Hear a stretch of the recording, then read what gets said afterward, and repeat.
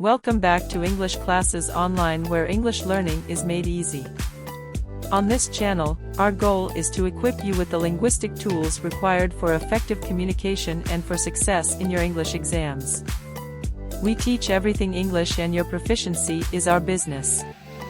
If you are intending to take any of the English language proficiency tests, such as IELTS and Duolingo English Test, DET, you'll find links to our training courses in the description section below. Moreover, we teach you how to use the English language as an effective tool for creating content, monetizing content, and creating for yourself multiple streams of income on various online platforms. If you are interested in such lessons, kindly subscribe to this channel by clicking on the subscribe button below. Make sure you click on the bell icon as well, so that whenever a new video is uploaded on the channel you will be notified instantly. This will ensure that you don't miss any of our new videos. We appreciate all of you out there who keep supporting us by liking and sharing our videos with your friends and relations. Do not forget to browse through our playlists for other video lessons. In the description section below you'll also find links to different resources such as ebooks, online courses, and training courses that you might find useful for your English learning or for your content creation skill development. Let's get started with today's lesson right away.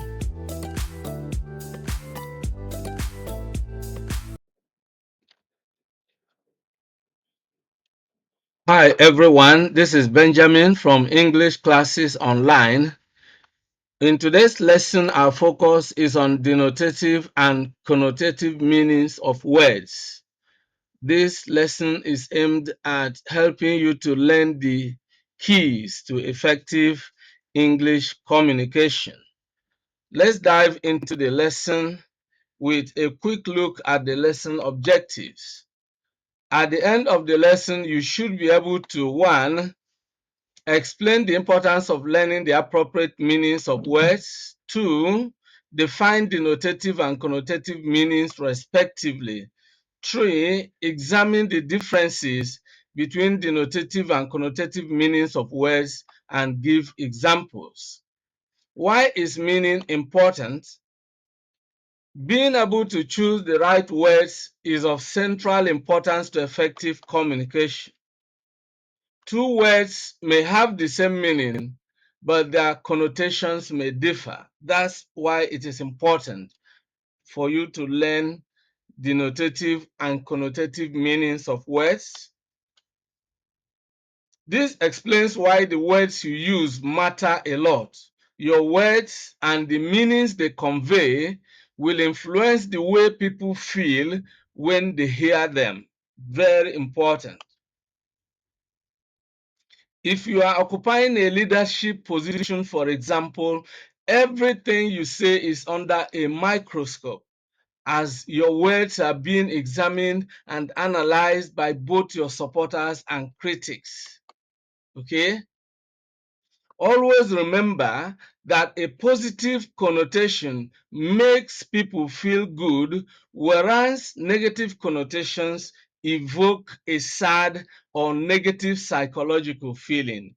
When you understand this, then you will want to learn the denotative and the connotative meanings of words. And when you use them correctly, you make positive impact. And don't forget that connotations can also be formal or informal. That's another important thing to note. This means that you need to choose informal words when communicating with friends or close relatives, and then you need to choose formal or neutral connotation in business or official communication. Now, if you confuse this with the other, then of course you will get the wrong results. Okay? What are denotative and connotative meanings? Denotation is the literal meaning of a word. It is the direct definition of the word that you find in the dictionary. That's the ordinary meaning, the literal meaning. Okay? Connotation, on the other hand, is the feeling a word invokes. It is the feeling you get when you consider the emotional suggestions of a word, not what the word says literally. Denotation is what a word says literally, while connotation is what a word says emotionally. That's how to sum it up. Let's begin to look at examples. We want to look at a word. We pick a word, we look at the denotative meaning vis-a-vis the connotative. Let's begin to look at them. The word shady has the denotative meaning as sheltered from direct sunshine. If you are under a shady tree, then you are sheltered from the direct uh, the direct heat of the sun, the direct sunshine. That's just what it means. But then connotatively, it means dishonest or illegal. Okay, let's take some examples. In denotative, we can say, for example, we sat under a shady tree. That means we were sheltered from direct sunshine. Now, connotatively, we can say, for example, Jack was involved in some shady deals. That means Jack was involved in some dishonest or illegal deals. Okay? Take another word, blue. Denotatively, it means having the color of the sky or sea. That's the ordinary meaning. That's the meaning you will find in the dictionary.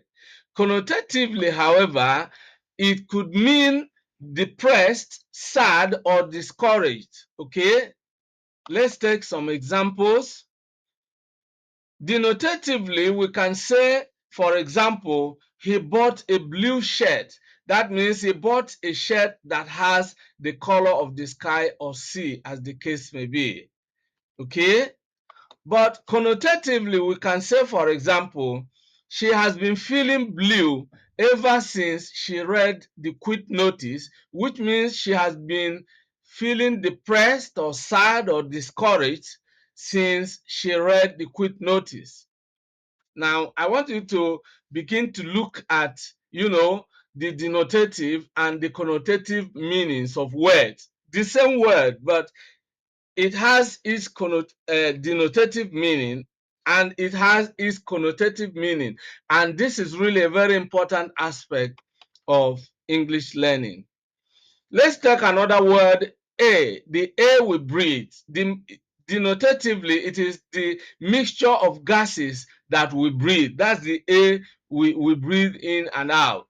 But connotatively, it means feeling or impression. It simply means the feeling or impression you have. For example, denotatively, we can say, let's go out for some fresh air. That's, we are now speaking literally in the ordinary meaning of the word air. Let's go out for some fresh air, the air we breathe, you know. Connotatively, however, we can say Rose looked at him with an air of defiance or an air of rebellion, an air of, the impression or the feeling of, that's the kind of feeling that Rose has when looking at him. She looked at him with an air of defiance. That means Rose looked at him with with a feeling or with an impression that she was defiant, So that is exactly the way it is. Let's look at the meaning of another word, cook. Denotatively, it means to prepare food for eating. That's just the ordinary meaning. But connotatively, it means to invent something to trick somebody. That's what it means when you cook up something.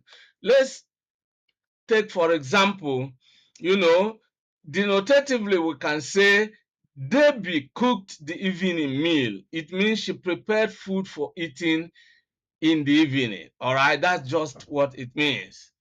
That's the denotative meaning. Debbie cooked the evening meal. It means she prepared the evening meal. She prepared food for eating in the evening. Okay. But then, connotatively, we can say, for example, Mark cooked up a scheme to fool his uncle. That means he invented something to trick his uncle, So that is the connotative meaning. When you say someone cooked up something, it means he came up with something to deceive. Now, let's look at positive connotation and negative connotation, which means a word, apart from having a denotative and connotative meaning, we can also begin to look at uh, different types of connotative meanings. A word can have positive meaning or negative meaning connotatively. For example, when we look at the word generous, okay?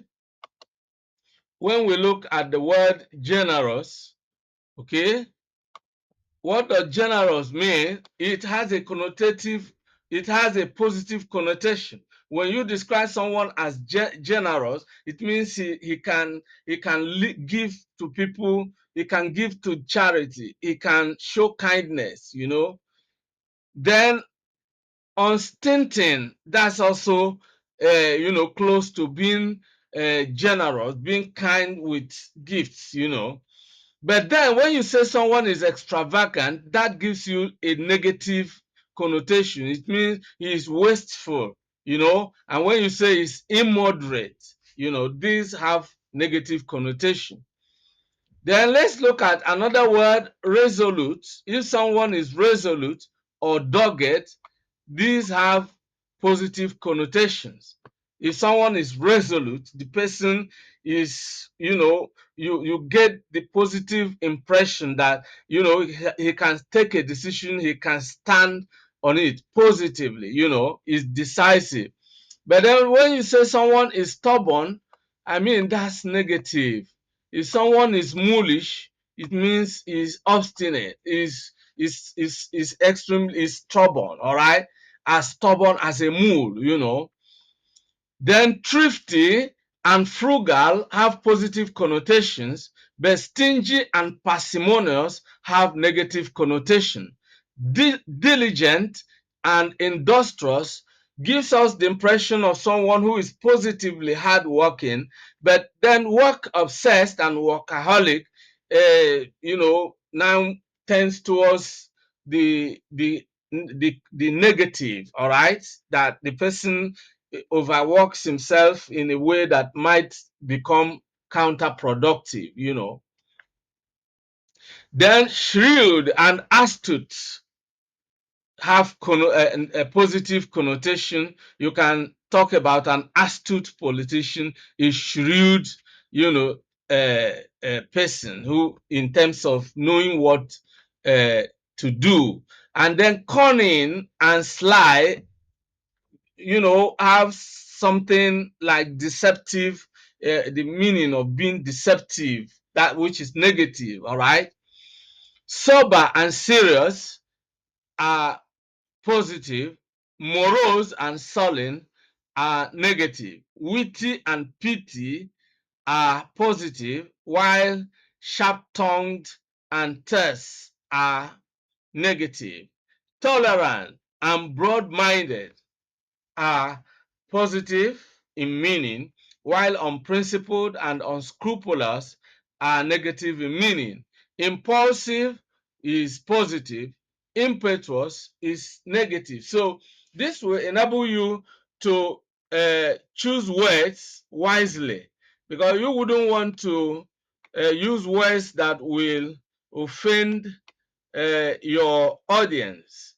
When you use positive connotation, you know, you activate positive feelings in people, because don't forget that connotative meanings have to do with, feelings, the kind of feeling you get when you hear or when you use a word. So a word can elicit either positive feeling or negative feeling, which means a positive connotation will elicit, positive feeling.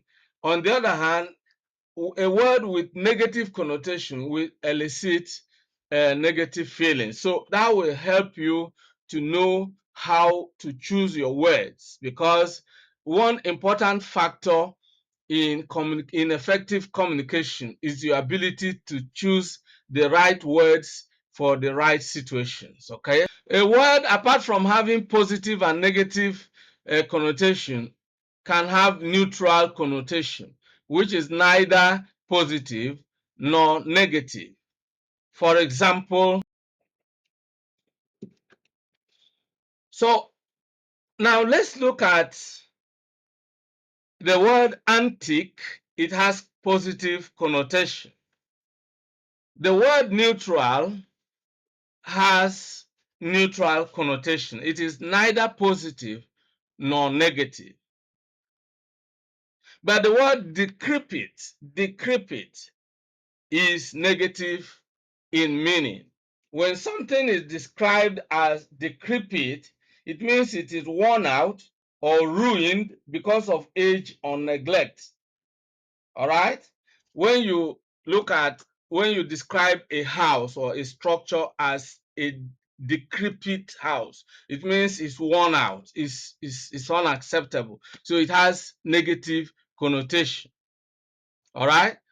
But if an old house, in terms of how long it has been there, doesn't really give you the impression that the house is bad. All right? Antique has positive meaning. Okay? When you talk of an antique something, then you are looking at it positively. Okay? You are looking at it positively because it is something that is actually admirable. Okay, is something admirable, such as a piece of furniture or work of art that has a high value because of its age and quality. So you can see that antique has positive, collectible. People love to collect such items and keep them. Okay, because it has value. Okay, then positive connotation, inexpensive, is positive. You know, it means you have bought something at a good price. Affordable is neutral. If something is affordable, it is neither positive, although it leans towards being positive, but it's neutral. But if you describe something as cheap, you are now beginning to look at its value. It then affects its value, because when something is really cheap, then people look at it as something that doesn't have high value. Okay, that's the kind of meaning you get when you consider the word cheap. So something that is cheap invokes some, negative feelings. When you describe something as cheap, then it doesn't give you the kind of positive feeling you get when you say that something is inexpensive. Okay, so that is exactly what we should know, that when you are trying to use a word, you need to consider its connotative meaning. Is it positive or is it negative? And then if you have to use words with neutral meaning, then you should also know the situations in which you have to use such words. Okay, now let's look at another word. When you look at the word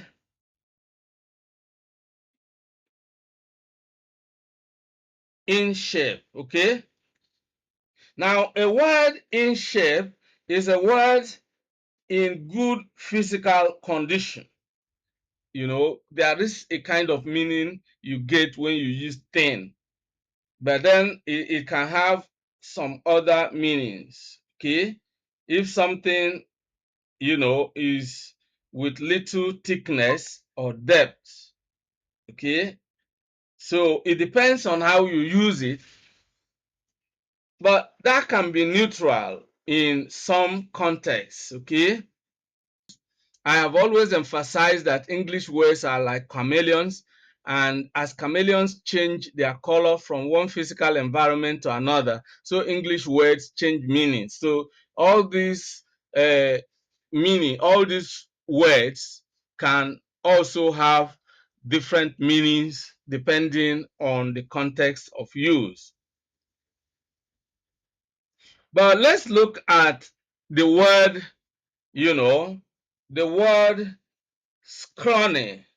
If something is described as scrawny, for example, if you describe a person or an animal as scrawny, it means such a person or animal is unattractively thin and bony. When something is scrawny, it's unattractively thin. So, but thin can be neutral. But then, when you want to describe something that is negatively thin, unacceptably thin, then you can begin to describe it as scrawny.